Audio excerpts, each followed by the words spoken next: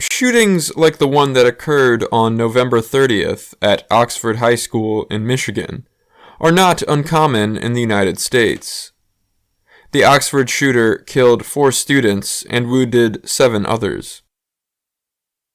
Education Week tracks school shootings. It has found 31 shootings this year that had at least 1 death. A Washington Post investigation found that more than 278,000 students have experienced gun violence at schools since the Columbine High School shooting in April 1999. School officials, lawmakers, and others are trying different ways to prevent school shootings or reduce the number of deaths. Many schools practice active shooter drills, which are meant to prepare students and staff for a real event. Other schools place police officers in and around their buildings.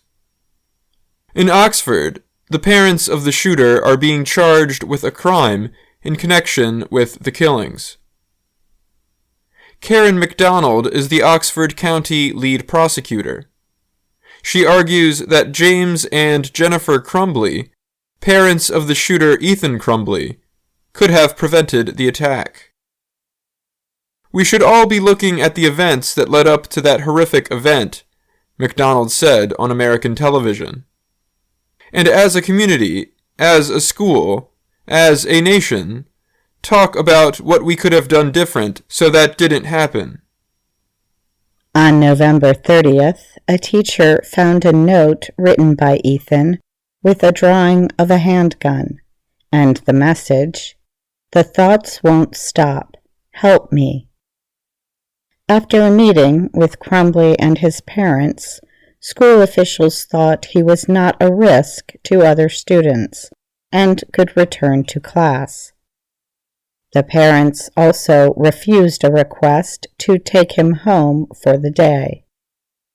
Later that day, Crumbly opened fire on fellow students with a gun his father had given him 4 days earlier as a gift. School officials in Oxford are also being investigated to see if their actions could have stopped the shooter. 2 legal actions were brought against the Michigan School District Thursday for permitting the shooter to stay in school after he showed signs of very troubling behavior. Gun control advocates hope the charges against the Crumbly parents will show ways to deal with other school shootings. Shannon Watts is the founder of Moms Demand Action for Gun Sense in America, an organization that supports gun control measures.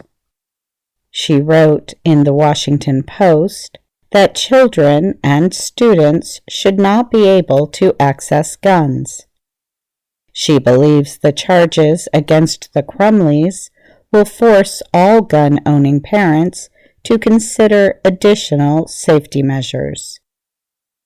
Oxford High School had many safety measures in place. Watts wrote, "Yet all of these measures weren't enough to stop a school shooting because the student still had access to a gun at home."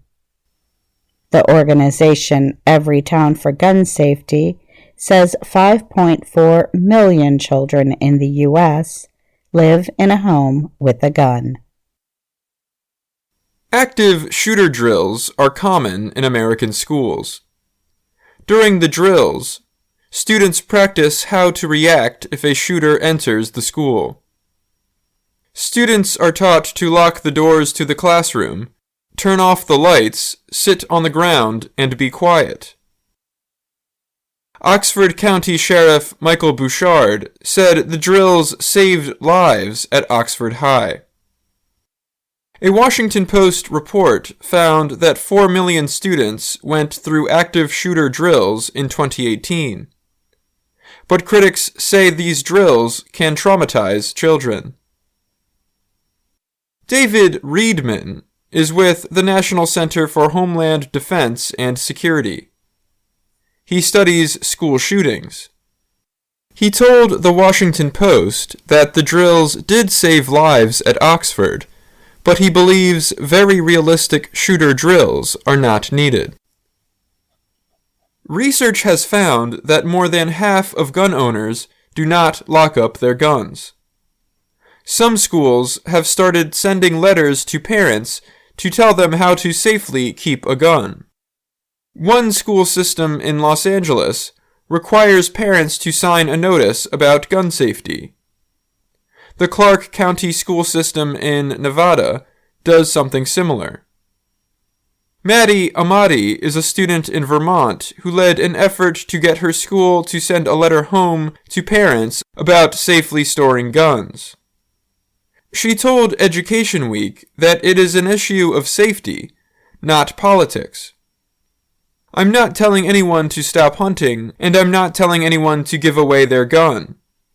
I'm telling them to securely store them so we can prevent tragedies like what happened in Oxford, she said.